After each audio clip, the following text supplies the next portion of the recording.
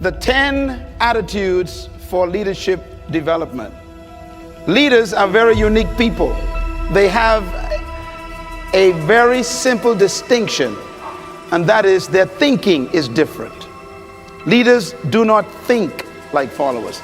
Leaders used to be followers, all of them. If you want to be an impactful personality, you have to develop certain types of thinking and perceptions that change the way you see yourself and see the world. I call this the spirit of leadership. The eagle is the king of the bird kingdom, and the lion is the king of the animal kingdom. Well, I want to talk about the lion today, even though I can do a session on the eagle, which is very important.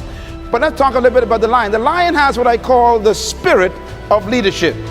And this word spirit here is referring to attitude. A leader has an attitude that makes him or her different from followers. And the lion exhibits that attitude. We have to cultivate the same attitudes that the lion has, because the lion apparently has been given the same attitudes that God himself identifies with, and he put it in these creatures. And apparently you and I are supposed to be the king of the animal kingdom, the rulers of all animals. So obviously we have somewhere trapped on the inside these same potential attitudes. Now, the lion is the king of the jungle, but the lion to me is a great source of encouragement to all of us. Number one, the lion is not the tallest animal in the jungle. Number two, the lion is not the largest animal in the jungle. Number three, the lion is not the heaviest animal in the jungle. Number four, the lion is not the smartest animal or the most intelligent animal in the jungle. And yet, the lion is the king. You don't need to be intelligent. You don't need to be smart. You don't need to have a certain height. You don't need to have a certain weight. You don't need to have any kind of advantage. And yet you can be the leader. Now, what's the main thing that shocks me with the lion is that the lion is not larger than the giraffe, bigger than the elephant, or heavier than the hippo. He's not as smart as the hyena or the snake.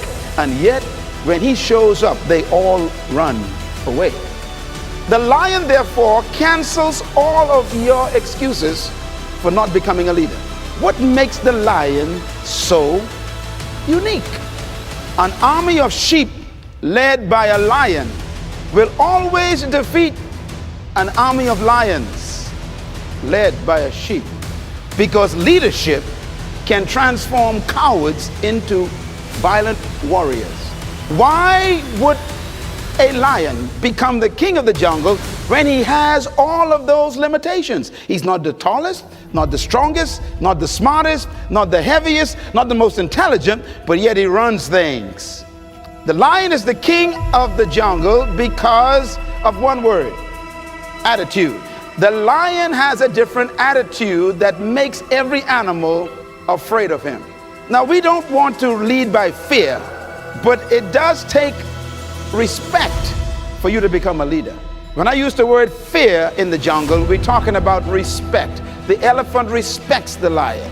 The hyenas respect the lion. The giraffes, they respect the lion. What makes these massive animals respect such a small cat? The attitude is the difference. For example, a lion will see an elephant, and the thing that comes to his mind, one word: lunch. Now, the elephant is 10 times the size of the lion, probably 50 times heavier, and has more power. One stomp of his feet could destroy the lion. But when the lion sees the elephant, he doesn't look at size and weight and strength and power. He looks at lunch. I could eat this thing.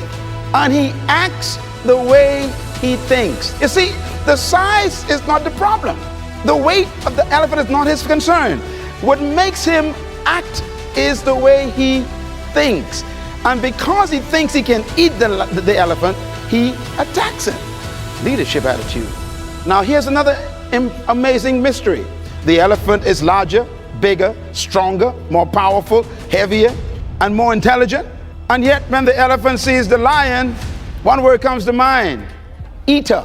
The elephant is controlled by the way he thinks. He thinks that he is lunch. Therefore, his size, his weight, his power, his might, his authority is a victim of the way he thinks. It doesn't matter how big you are, how intelligent you are, how many degrees you get. It's your mind that keeps you small.